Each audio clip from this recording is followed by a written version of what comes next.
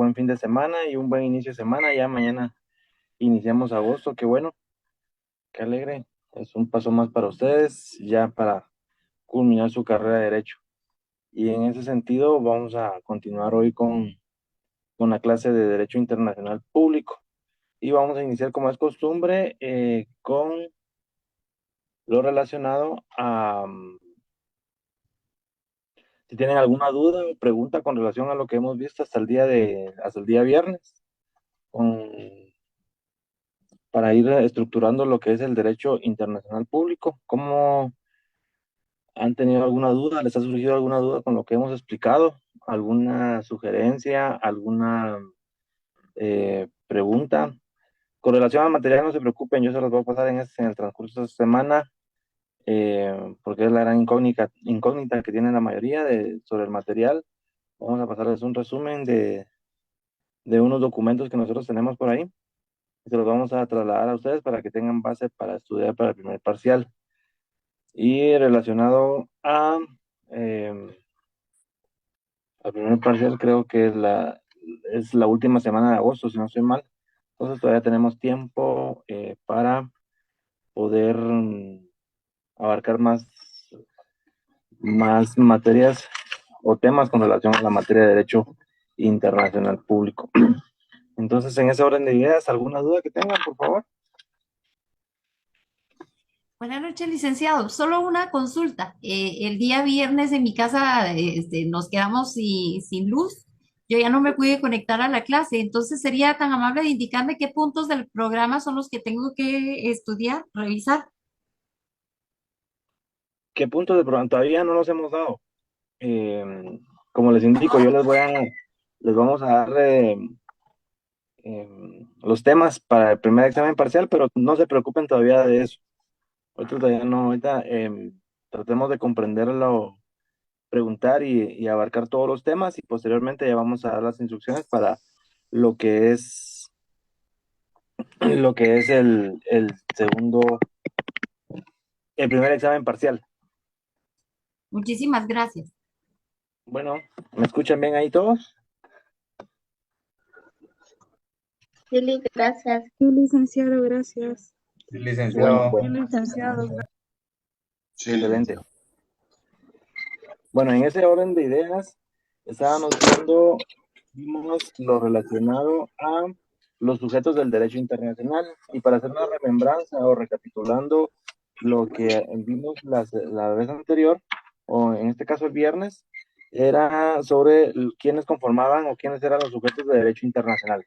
¿Se recuerdan que vimos efectivamente quiénes pertenecían a ese conglomerado o a ese mundo? Eh, Indica el mundo de sujetos que integran el derecho internacional público.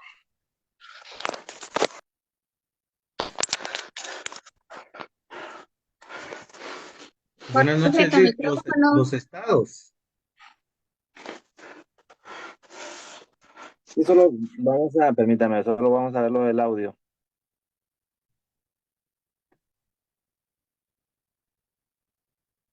Ahí estamos, muchas gracias. Entonces eran los sujetos de derecho internacional público, veíamos que eran los estados propiamente dichos con relación a su soberanía y a todo lo que enmarca específicamente a qué denominamos estado. En ese orden de ideas también vimos, dándole un seguimiento lógico y cronológico, también vimos quién era el alto comisionado de las Naciones Unidas para los Derechos Humanos. Vimos también lo relacionado a que todas las convenciones, tratados y convenios internacionales tienen como fin establecer o regular aquellos derechos para que sean reconocidos a nivel internacional por todos los países que han sido parte de ese tratado, ese convenio o esa convención. Si nos damos cuenta, todas las personas de derecho internacional, todos los estados miembros, han participado en dichos eventos para regular ese ámbito por el cual se reunieron. Hablamos, por ejemplo, tenemos la Convención sobre los Derechos del Niño, que ya es aplicada aquí en Guatemala, como la ley PINA, la ley de protección integral de niñez y adolescencia.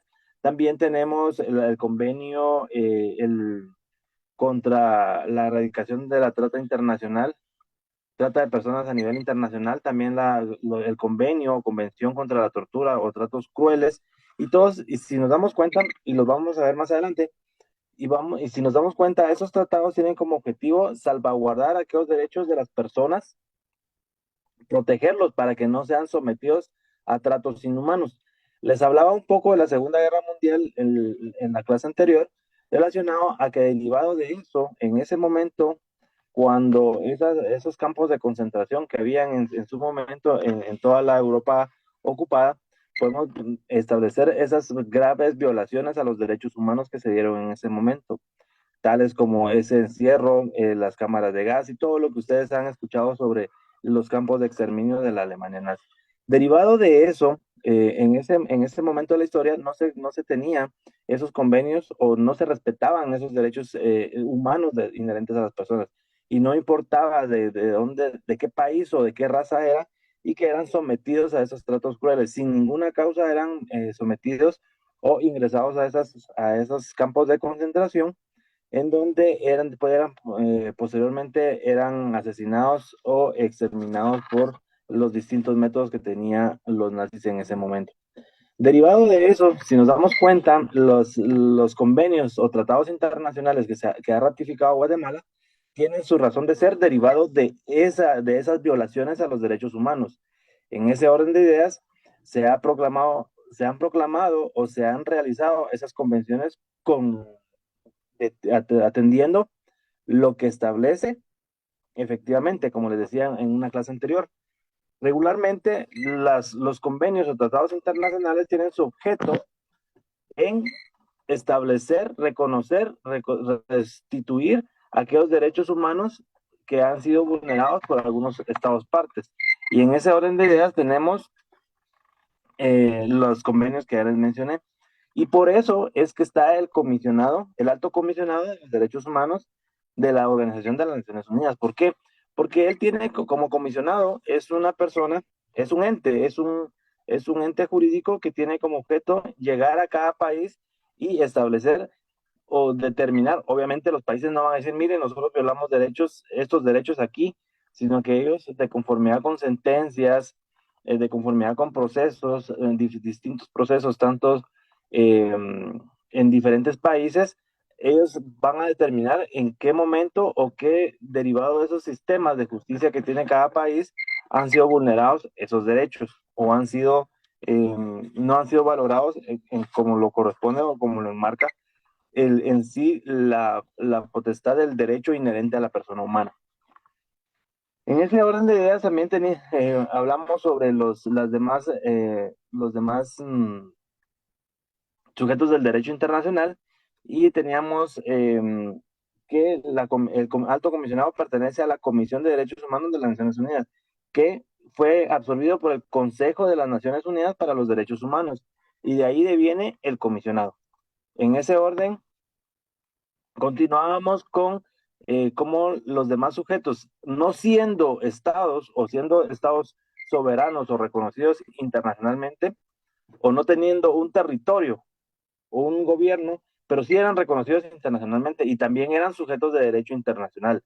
¿Por qué? Porque tenían convenios con distintos países con los cuales tenían esa relación internacional para sus habitantes. Y teníamos al Estado Soberano de Malta, las sociedades como tal, no sociedades mercantiles, sino las sociedades como tal, como la que conformamos nosotros acá en Guatemala, también son consideradas como sujetos de derecho internacional, pero aquí habría que detenernos un momento y poder determinar que esas sociedades, si bien es cierto, las sociedades como tal pueden solicitar, imaginémonos todos nosotros reunidos en la Plaza de la Constitución, en el Parque Central, como le denominan, o Plaza de la Constitución, eh,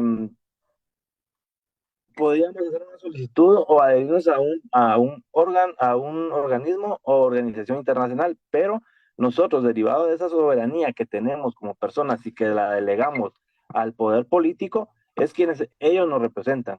Entonces, también en ese sentido, en algunos autores consideran que las sociedades, sociedades de humanos, no mercantiles, veamos la diferencia, también pueden ser sujetas de derecho internacional. Tenemos también el Vaticano, que ya determinamos que es la Santa Sede, que le denominan la Santa Sede, pero su nombre oficial es el Vaticano, Ciudad Santa del Vaticano. También los grupos beligerantes, los grupos insurgentes y los movimientos de liberación nacional. Entonces, atendiendo a esos elementos o a esos sujetos del derecho, que ya vimos que tienen, no únicamente van a ser estados, no únicamente van a ser organismos y no únicamente van a ser organizaciones que tengan ese reconocimiento internacional, también pueden haber otro grupo de personas que la propia ley internacional, en este caso el derecho internacional o el derecho de gentes, como le denomina la doctrina también, puede también reconocerlos desde ese punto de vista, reconocer su personalidad jurídica a nivel internacional. Y hablamos de entidades o organismos internacionales como la Cruz Roja, hablamos les mencionaba aquel ejemplo de la Interpol, podemos también mencionar sobre ACNUR, que es la organización que vela por los refugiados. También podemos la OMS, que es la Organización Mundial de la Salud, la OPS, la Organización Panamericana de la Salud. Todas esas organizaciones, si nos damos cuenta, no son estados ni tienen un territorio, ni tienen una soberanía, pero tienen un reconocimiento internacional.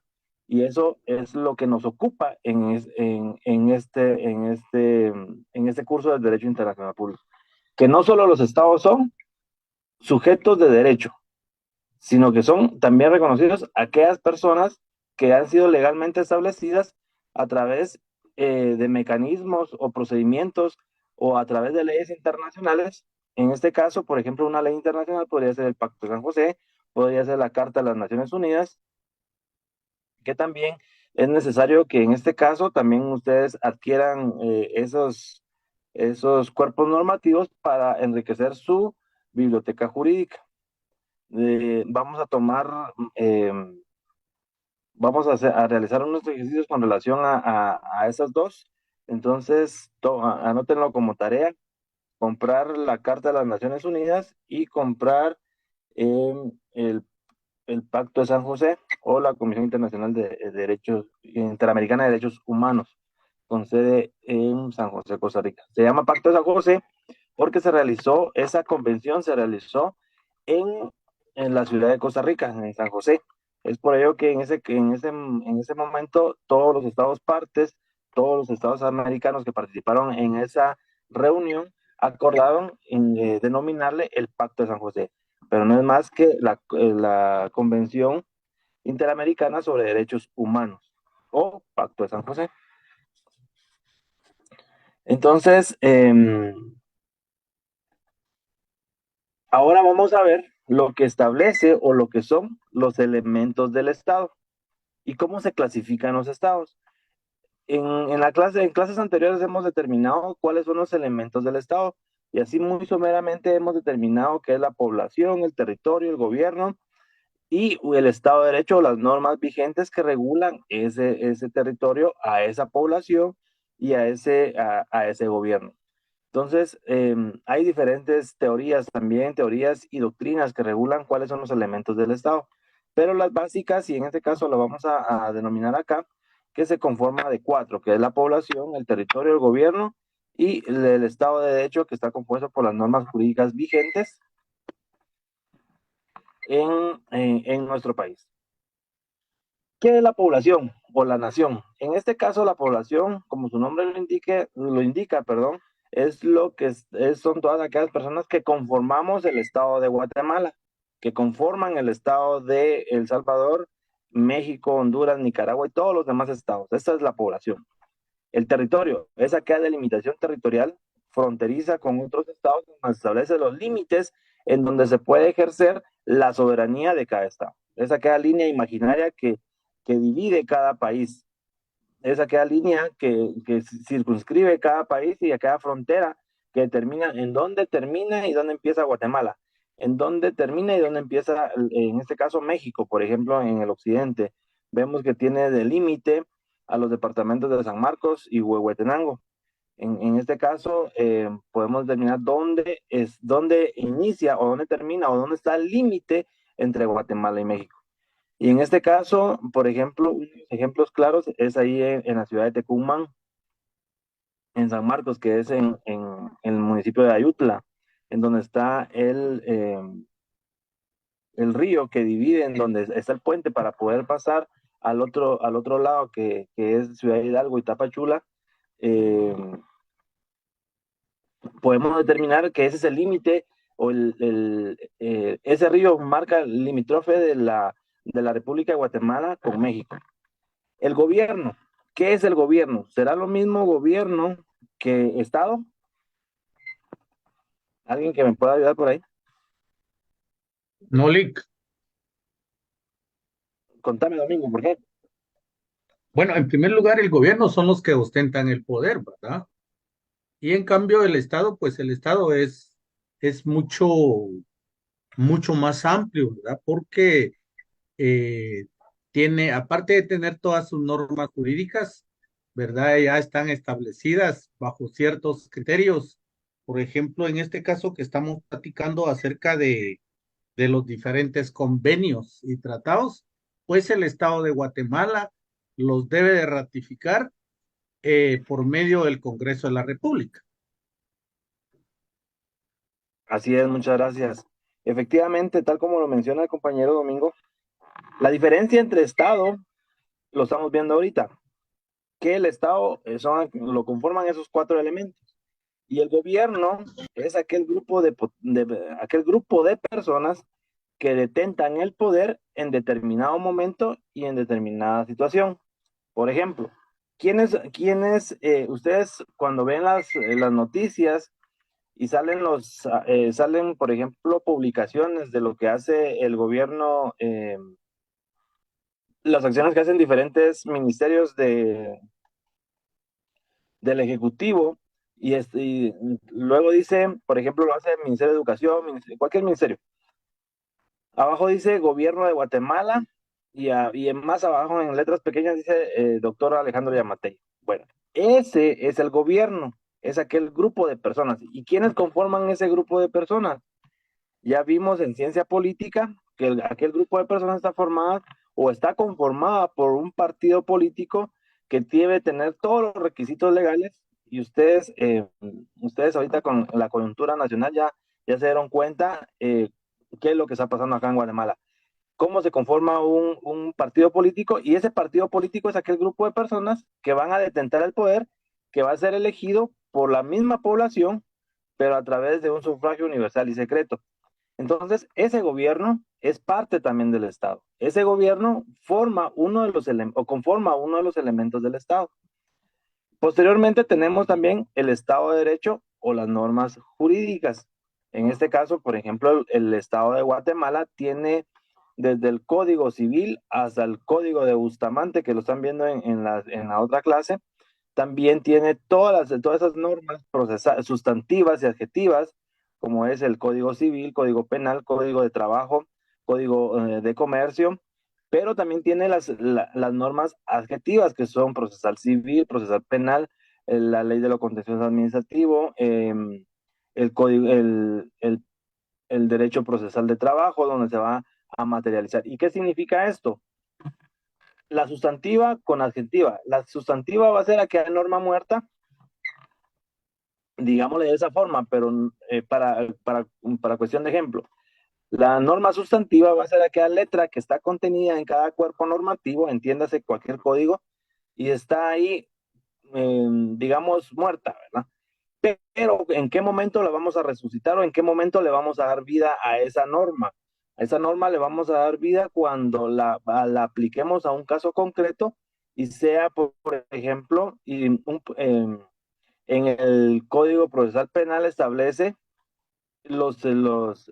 cómo se va a iniciar un proceso penal o la persecución penal en contra de una persona que realizó una conducta prohibida que está regulada en el Código Penal.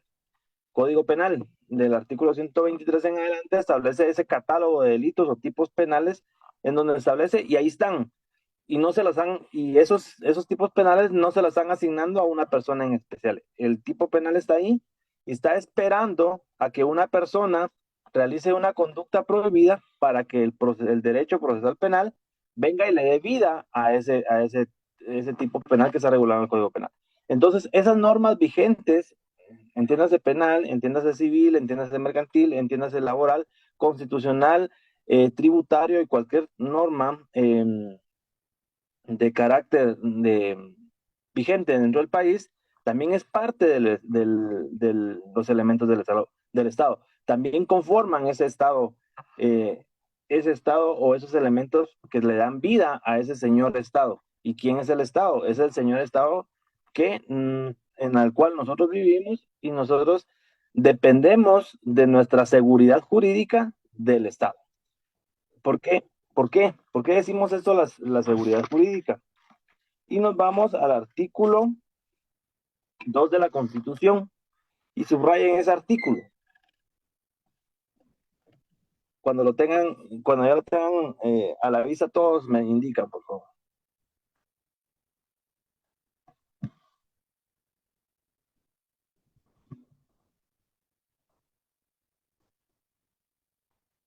¿Ya?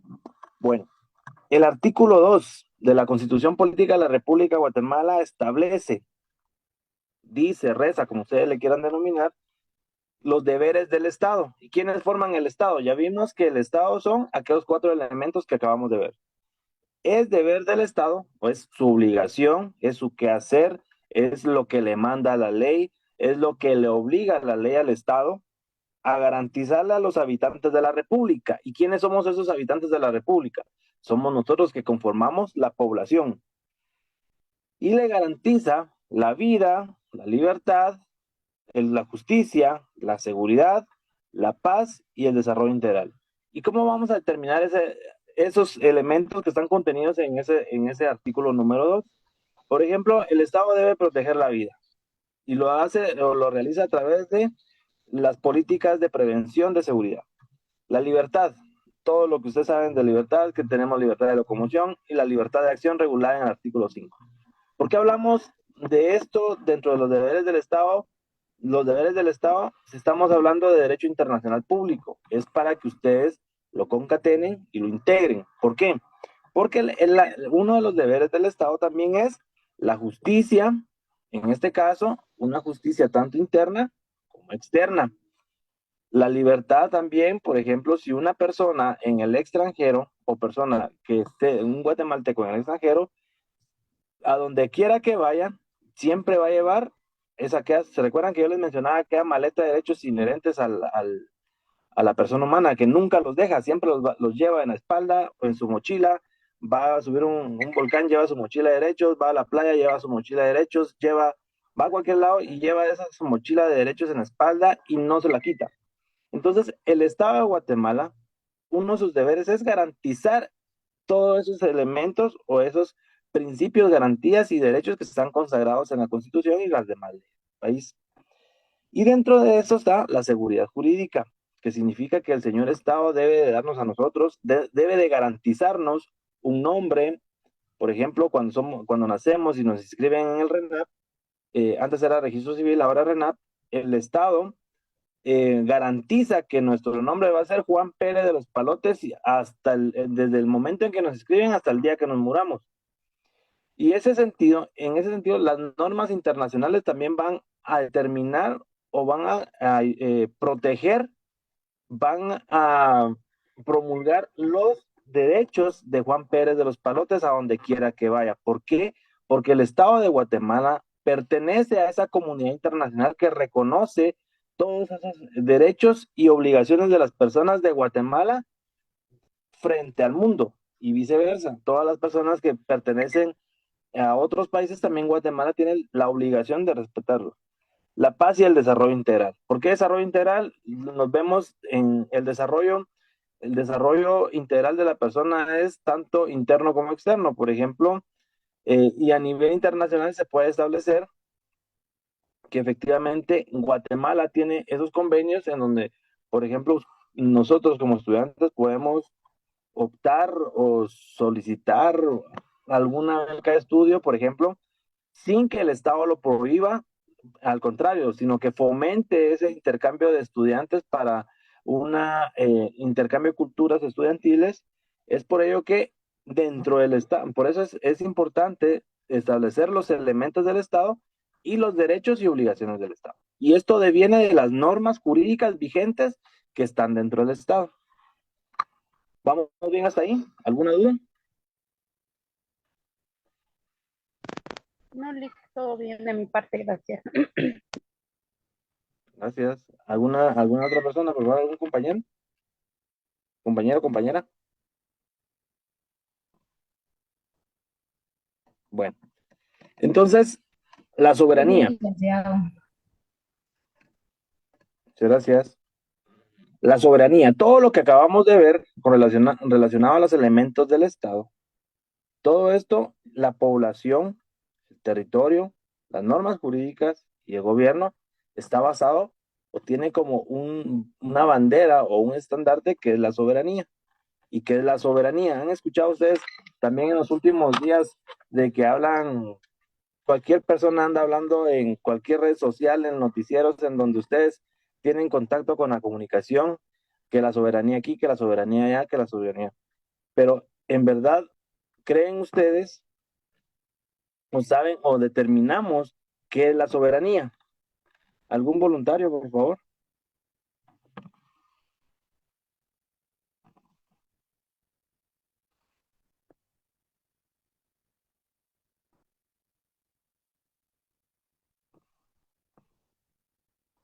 Licenciado, buenas noches.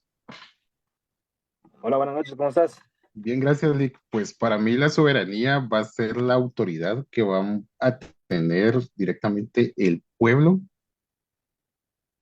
hacia nuestros gobernantes o hacia nuestro poder político. Y esto mismo, pues lo vamos a encontrar siempre regulado en la Constitución Política de la República, que va a estar dentro del artículo 141, que ya va a hablarnos directamente el título tercero, que es lo del Estado. Muchas gracias, sí, efectivamente. Entonces dice que la soberanía radica en el pueblo y nosotros la delegamos a nuestras autoridades, pero que la soberanía es aquel poder de decisión, aquel poder colectivo, aquella voz del pueblo, aquella voz colectiva, aquella voz del grupo, aquella fuerza del grupo, aquella decisión del grupo, aquella, lo que ustedes, como ustedes le quieran denominar, pero del todo el grupo y en este caso de la sociedad o del ente colectivo que somos nosotros. Es por ello, se recuerdan de que hay unos autores que establecen que la sociedad también puede ser un ente o un sujeto de derecho internacional. ¿Por qué? Porque la soberanía en este momento radica en el pueblo y el pueblo la delega, en este caso nosotros hace 4 años la delegamos a ¿cómo se llama el presidente? Yamatei. Al presidente Yamatei se la delegamos hace 4 años y él nos ha representado durante todos esos 4 años, 3 años y medio que llevan en el poder, eh, esa soberanía. ¿Y cómo la ejerce? Ejerciendo el poder, ejerciendo las relaciones internacionales, ejerciendo la aplicación de las normas jurídicas en lo que le compete, porque la ejecución de obra pública, todo lo que ustedes, lo que han visto en la tele o han visto en los noticieros, qué es lo que hace el gobierno en sí. Entonces, nosotros lo podríamos hacer, pero nosotros tenemos trabajo, tenemos universidad, tenemos todo. Entonces, nosotros venimos y le delegamos esa soberanía, esa facultad que nosotros tenemos como pueblo de poder decidir a un gobernante. Y le decimos, bueno, señor Yamatei, usted dentro de esos 4 años,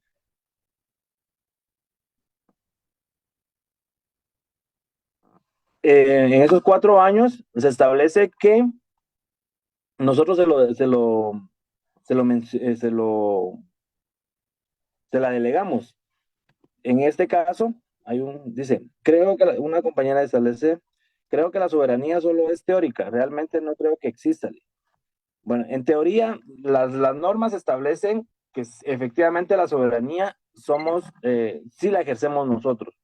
Y una forma de ejercer la soberanía es a través de eh, lo que vamos a hacer el 20 de agosto, ejercer nuestro derecho a sufragio, de nuestro voto secreto y universal. ¿Qué significa universal? Hombres y mujeres. Secreto, que no es necesario que la gente se entere de por quién votamos, ¿verdad? Pero entonces, esa decisión de soberanía es la que nosotros la hacemos. Teniendo como base eso, vamos a clasificar los estados. ¿Y cómo se clasifican los estados? Los estados se clasifican de independientes y dependientes, según la doctrina que tenemos como base. ¿Y cuáles son los estados independientes? Son todos aquellos, como un ejemplo, son todos aquellos estados que establece o que tienen sus normas, tienen su gobierno, tienen su territorio y tienen su población ajena a cualquier otro estado. Por ejemplo, Guatemala somos un país independiente, tal como lo establece también la Constitución, libre, soberano, independiente. Somos libres de hacer lo que querramos mientras no se transgreda la ley. Somos independientes de cualquier otro estado, no dependemos, eso sí es en teoría, ¿va? No dependemos de ningún otro estado, pero ustedes saben de que no es así la, la realidad, ¿verdad? Entonces, en este caso, Estados Unidos tiene su territorio, tiene su población y tiene su gobierno. México tiene sus mismos elementos, El Salvador tiene sus mismos elementos, y esos son estados independientes. Pero también vienen los dependientes. ¿Y por qué tocamos esos temas? Es para determinar quién de esos estados tiene la facultad, tiene la potestad y tiene la preeminencia de poder negociar con otros estados. Y dentro de los estados dependientes, esto quiere decir que hay varios, en este caso, y se dio también a principios del siglo pasado. En la Primera Guerra Mundial se dieron varios desprendimientos de territorios de estados en Europa. Entonces, esos estados dependían directamente de alguna monarquía, dependían de alguna república, por ejemplo, de Alemania, de Francia, de Inglaterra, pertenecían a la corona inglesa, a la corona española, y así sucesivamente. Y esos estados dependientes no realizaban los tratados internacionales que los hacían sus estados base o estado fundamental. En este caso, también tenemos que en ese momento de la historia, también dentro de esos estados dependientes había un conglomerado de países que formaban estados pequeñitos. Había un estado grandote, pero estaba separado por estados pequeñitos.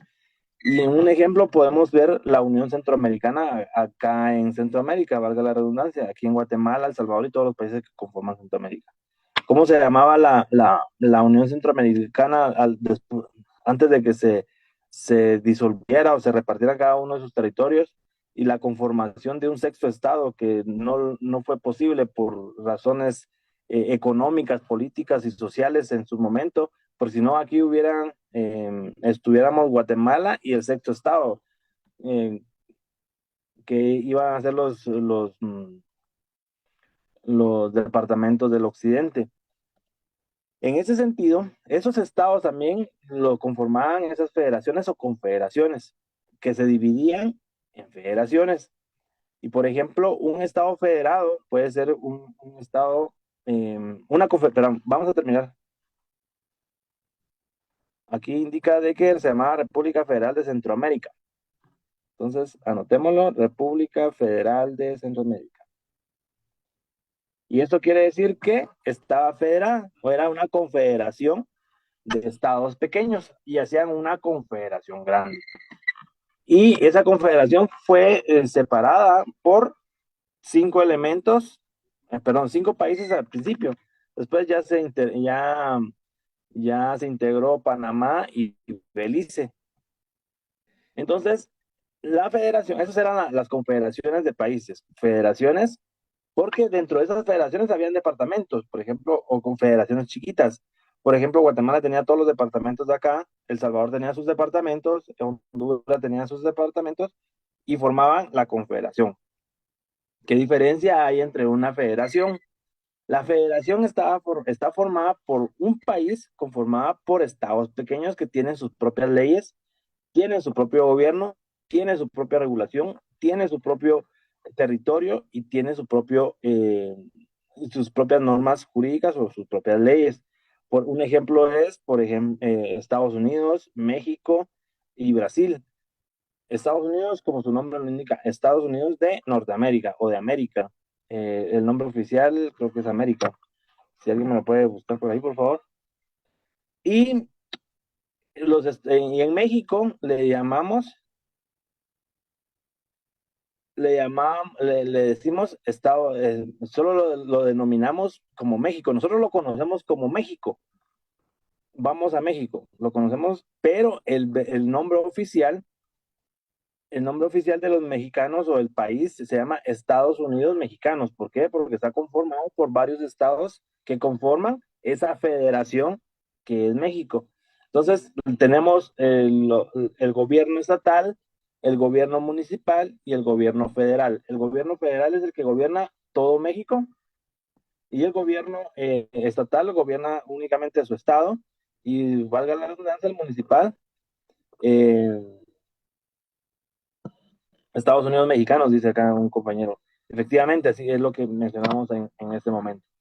Entonces, ¿quién era el que tenía las relaciones internacionales? ¿Será que en este caso Estados Unidos cuando realiza una convención, tratado o un convenio, lo hace, por ejemplo, el estado de Luisiana, lo hace el estado de Texas o el estado de California? No, lo hace el estado en sí, el completo. México no lo hace Puebla, no lo hace Puebla, no lo hace Monterrey, no lo hace Guadalajara, sino que lo hace la federación total. En ese sentido, el Estado federal, municipal y estatal, para quien me pregunta acá en el grupo, es la federación relacionado al Estado como tal, gobiernos estatales y gobiernos municipales. Entonces, derivado de eso también, y tenemos también la unión personal o la unión real. Y en este caso son bien pocos los casos en los ejemplos donde se puede determinar esa relación que había entre aquellos regímenes monárquicos donde estaba la corona española, la corona británica y estaba toda la holandesa y todos esos reinados que en su momento hubieron en Europa. Y por ejemplo, y esa subdivisión doctrinariamente o como se dio, por ejemplo, qué es la Gran Bretaña, qué es el Reino Unido y qué es Inglaterra? Entonces, acá lo que nosotros entendemos como el Reino Unido es lo que conocemos como el reino o la conformación de la Gran Bretaña, de Inglaterra, Irlanda del Norte y Escocia. Ese es el Reino Unido.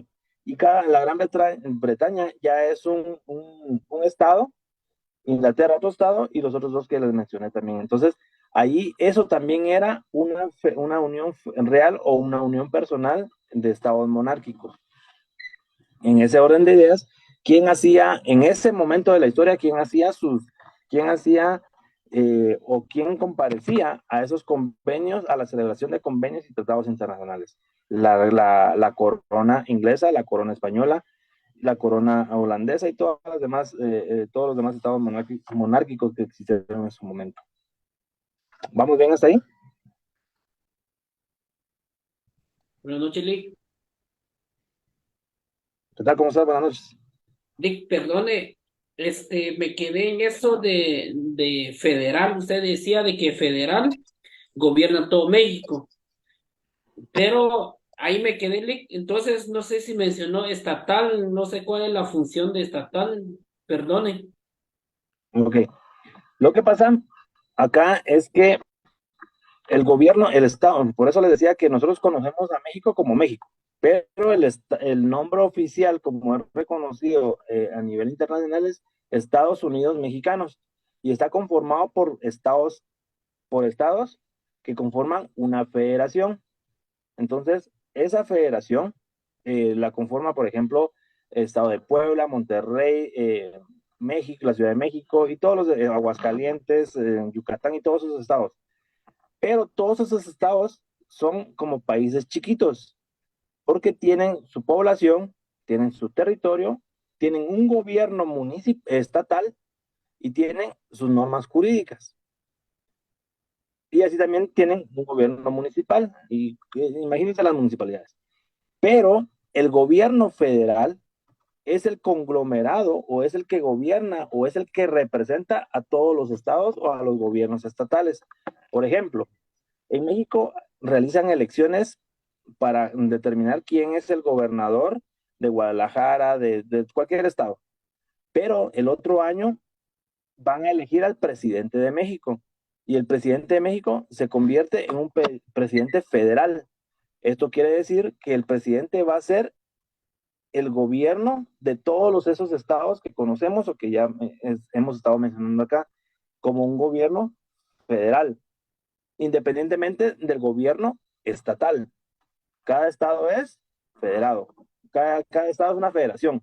Por eso se llama, perdón, cada estado conforma la federación. Entonces es por ello que se denomina Estados Unidos Mexicanos, porque si no habría el país de Puebla, el país de Monterrey, el país de Guadalajara, de Jalisco, perdón, el país de Chihuahua, el país de Tijuana.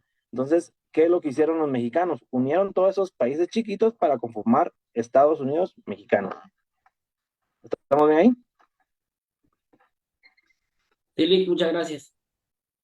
Bueno, entonces dentro de eso, dentro de lo que estamos determinando, o estamos asociando ahorita con la clasificación de los estados, les contaba también que en su momento hubieron estados dependientes y regularmente se dio en la mayor parte en Europa, antes de las primeras guerras mundiales.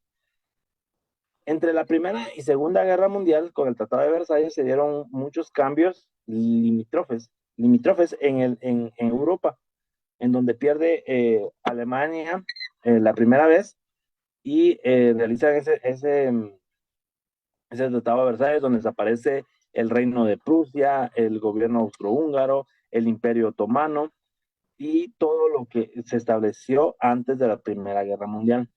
En ese ínterin, en ese espacio entre la primera y la segunda, surgieron muchos estados nuevos, que por ejemplo, habían unos, por mencionarles algunos, estaba la República o el estado de Danzig, que era algo que estaba entre la línea de Alemania y Polonia. Entonces se lo reclamaban porque no había sido tocado por la Primera Guerra Mundial o por esa guerra.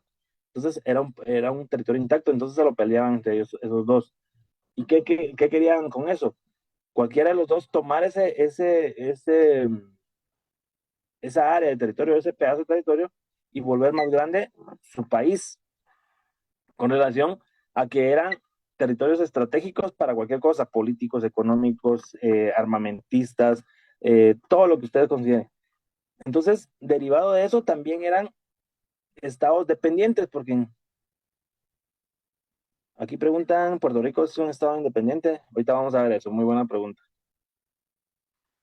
Entonces, en ese momento de la historia, esa región o esa porción de terreno dependía de Polonia.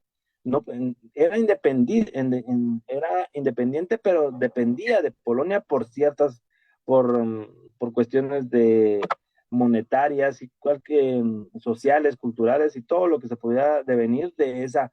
Y así sucesivamente también estaba una región que también en el Tratado de Versalles se determinó como la cuenca de la Sarre, que era una porción de tierra y agua que formaba un archipiélago, y acá, que estaba cerca del territorio del estrecho de Gibraltar. Esto quiere decir, era la comunicación marítima entre dos mundos, entonces pero estaban peleando.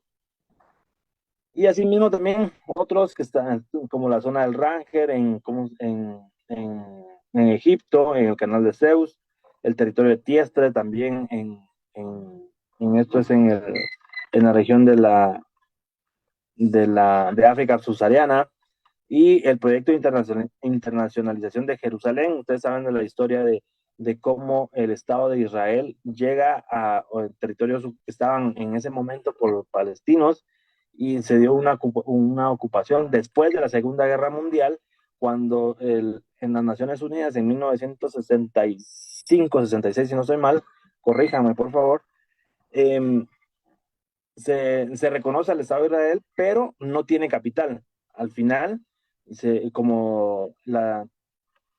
en este caso, la capital se convirtió en Tel Aviv, pero por siglos, por historias, tenía que ser Jerusalén o Tierra Santa, en donde convergen las tres grandes religiones del mundo actual, donde están los musulmanes, los judíos y el catolicismo. En ese sentido también, ¿quién tenía en ese momento Israel cuando fue constituido como Estado, fue reconocido por los estados que en ese momento eh, votaron a favor de que se constituyera ese Estado? Israel solo tenía relaciones políticas, relaciones internacionales con aquellos estados que lo reconocieron, no así con los demás. Posteriormente, después de ciertas guerras, invasiones y todo lo que se deriva posteriormente, que lo vamos a ver en una clase con relación a las guerras, que es muy interesante ese tema, cómo es que se dividen, por qué se dividen los estados derivados de las guerras y por qué inician las guerras por culpa, no por culpa, por los límites en donde se puede establecer esas relaciones internacionales que devienen del derecho internacional o el derecho de gentes. ¿Por qué se le denomina derecho de gentes? Porque es el derecho de cada, no es de un país, sino que es de la regionalización, es del país, de las personas que conforman ese país. Es por eso que también se le denomina el derecho de gentes. Y posteriormente también tenemos la Antártida, ustedes saben que es el Polo Norte, que lo quieren reconocer pero lo tienen como zona internacional, que cualquier país puede llegar ahí con fines científicos o explorativos. La Mancomunidad Británica y sus dominios, por ejemplo, era lo que les decía del Reino Unido. El Reino Unido estaba conformado por esas 4 islas, pero también tenía el Common Law. ¿Han escuchado ustedes el año pasado que se murió la reina Isabel? Que todos los países de la Common Law también estaban o le daban el pésame a Inglaterra. ¿Por qué? Porque eran colonias en ese momento del Reino Unido, pero se independizaron y tenían cierta relación todavía con la corona británica, pero únicamente era con relación a relaciones diplomáticas, porque ya son países independientes. Solo imagínense ustedes cómo no va a ser independiente, soberano y libre Canadá, por ejemplo, Belice, que también es parte de la Common Law de la Gran Bretaña o de la corona española. Entonces eran parte también de esos estados dependientes que eran de una forma de la unión real, unión unipersonal de lo que conformaban esos estados. ¿Estamos bien ahí? ¿Cómo vamos ahí? ¿Alguna duda?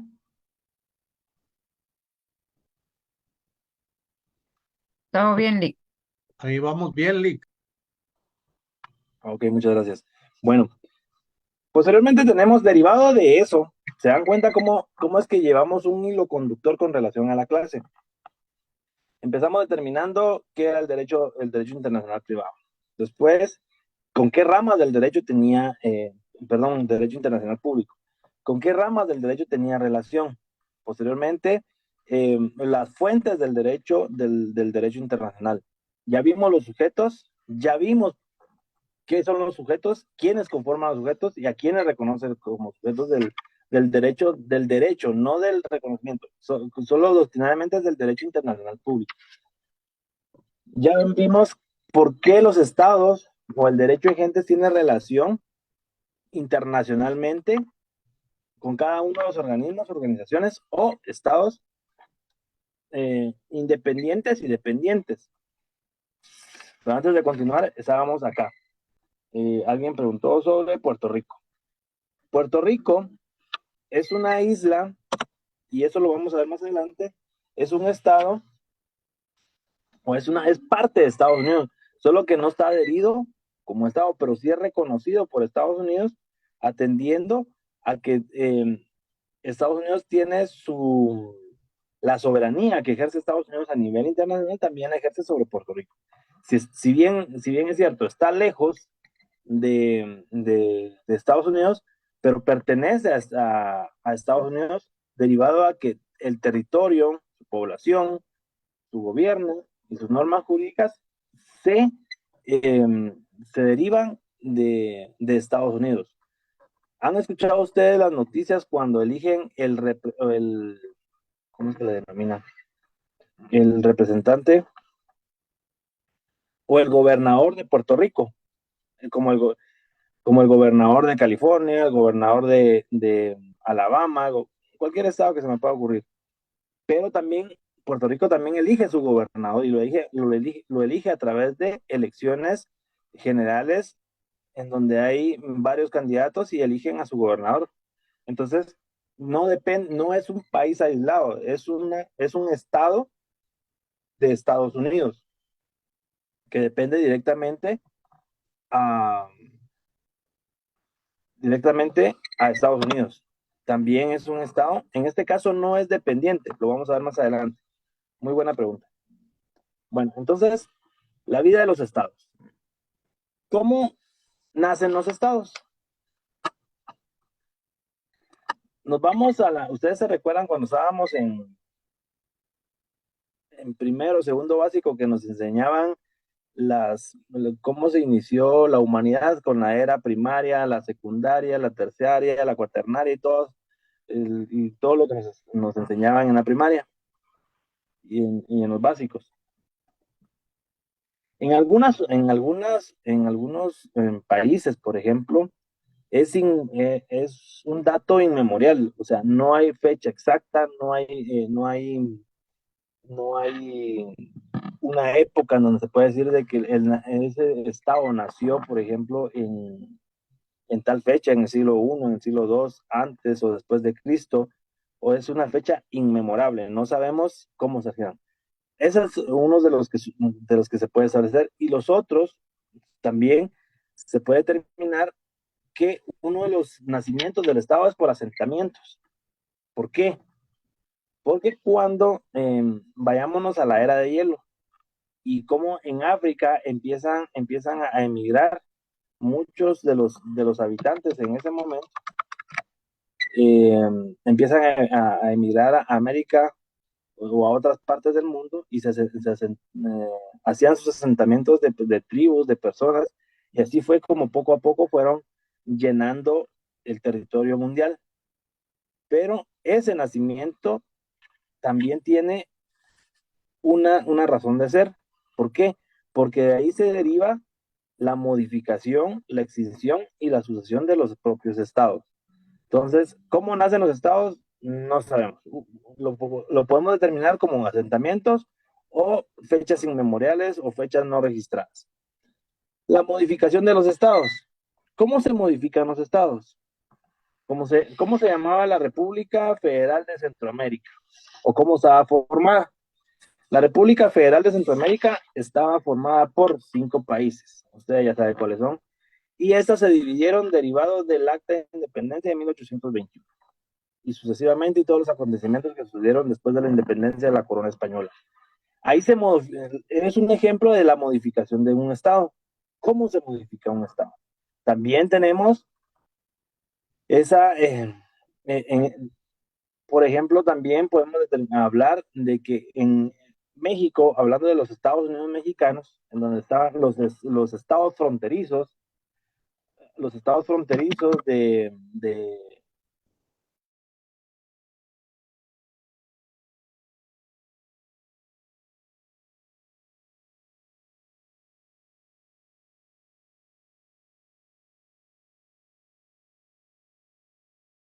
entre México y Estados Unidos, derivado de o compró ciertos Estados Unidos mexicanos, ¿ya? Porque lo compra, se lo arrebata, se lo quita, y ya se adhiere a esos estados que le quitan, se adhiere a Estados Unidos, dejando sin parte de esos estados al Estado de México o al gobierno de los Estados Unidos de México. Y estaba en esos estados fronterizos, estaba, si no mal recuerdo, estaba Utah, Wyoming, Montana, no recuerdo qué otros estados. Pero en ese momento ahí se modificó el estado. Es cuando se arrebatan, se quitan, se venden, se prestan esos estados. Ahora, en la actualidad es muy difícil que se dé. Ahorita se lo estamos viendo. En un ejemplo claro es las regiones de Ucrania y Rusia, en donde la región del Donbass y Donetsk no quieren pertenecer a Rusia, a Ucrania, y se quieren anexar a Rusia. Entonces, es parte de la guerra geopolítica que existe en este momento. Pero en ese momento de la historia solo se daban, en la antigüedad se daban por las guerras, donde se atendían o se quitaban estados de otro estado. Y derivado de la modificación de estados, también se extinguían los estados. Por ejemplo, la República Federal Centroamericana. Al dividirse en 5 países centroamericanos, la República Federal se extinguió. Lo mismo sucede con la Unión de Repúblicas Socialistas Soviéticas, que estaba conformado por más de 17 países que estaban alrededor de Rusia, y siendo Rusia la federación que gobernaba o que tenía la administración de toda esa Unión Soviética. Al momento después de la caída del muro de Berlín en 1989, y derivado a la Guerra Fría y la lucha entre Estados Unidos y Rusia, entre el capitalismo y el comunismo, y toda esa que se dio después de la Segunda Guerra Mundial, en donde se polarizó el mundo. De un lado estaban estas naciones y del otro lado estaban estas, en donde se apoyaban cada una de ellas, y derivado de eso se divide la Federación Rusa o la Unión de Repúblicas Socialistas Soviéticas, y la conforman posteriormente, se independizan en más de 17 repúblicas, lo cual se conforman, por ejemplo, Moldavia, Lituania, Letonia, Kazajstán, Tayikistán, Uzbekistán, saber dónde están. Entonces, todos esos países se conformaron a través de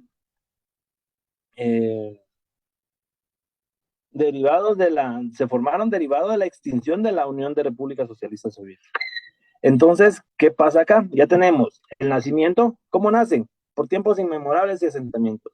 ¿Cómo se modifican los estados? Derivado a que parte de unos estados se van a otros estados, bueno, no es que se vayan más, sino que los adhieren a otros estados limítrofes o tal vez o fuera de las mismas fronteras. ¿Cómo se extinguen? Derivado de la modificación, que algunos desaparecen, derivado a que se adhieren a otros estados. Y viene la sucesión. En este caso de la sucesión, se puede determinar que la sucesión de estados significa que la extinción o la modificación de estados se da a través de esa adhesión o esa que se desanexan a otros estados, pero mantienen, si se llega a dividir, se mantienen ciertas características o ciertos derechos o ciertas obligaciones. Dentro de esas obligaciones podría ser la nacionalidad, los tratados internacionales, la deuda pública, la legislación y el poder judicial. Por ejemplo, cuando se desintegró la Unión o la República Federal Centroamericana, la nacionalidad, nosotros podemos optar a cualquier nacionalidad, o somos nacionales de Centroamérica, de cualquier nacionalidad centroamericana. Y eso lo van a ver ustedes en Derecho Internacional Privado ahorita. ¿Qué hacemos? En ese momento de la historia nos convertimos en salvadoreños, nos convertimos en guatemaltecos, en hondureños, en nicaragüenses o ticos. En este caso, nosotros como guatemaltecos nos quedamos como guatemaltecos. Los tratados internacionales que tenía la República Centroamericana se mantuvieron cuando fueron parte, en ese momento, en 1821 para adelante, existían varios tratados internacionales o varios convenios o convenciones o acuerdos internacionales en donde si beneficiaba a las 5 repúblicas, este se mantenía vigente, pero si perjudicaba a alguna de esas 5 repúblicas, este tenía que desaparecer. La deuda pública, si la deuda era contraída por cuestiones de guerra, esta era, por principio, era extinguida.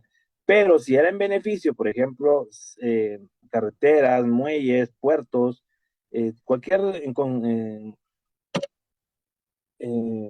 rubro de infraestructura, la podía mantener o pagarla entre los 5 países, si beneficiaba a los 5 países. La legislación en Guatemala y las demás repúblicas centroamericanas optaron por cada una irse con su propia legislación. Y el Poder Judicial, de la misma forma que la legislación, cada uno de los jueces o magistrados quedaron en sus respectivos países. De esa misma forma se divide la Unión de Repúblicas Socialistas Soviéticas, en que cada uno de los países se independiza y cada uno de los países toma su nacionalidad, su tratado, sus deudas, su legislación y su poder público. Quedando Rusia, en este caso, como era la república administrativa de la Unión Soviética, es por ello que la mayoría de rusos se queda con la nacionalidad rusa, quienes vivían en Rusia, pero todos los demás ya se convirtieron en personas nacionales de los países en los cuales se dividió en ese momento los estados o las naciones. ¿Alguna duda hasta ahí? ¿Cómo vamos ahí?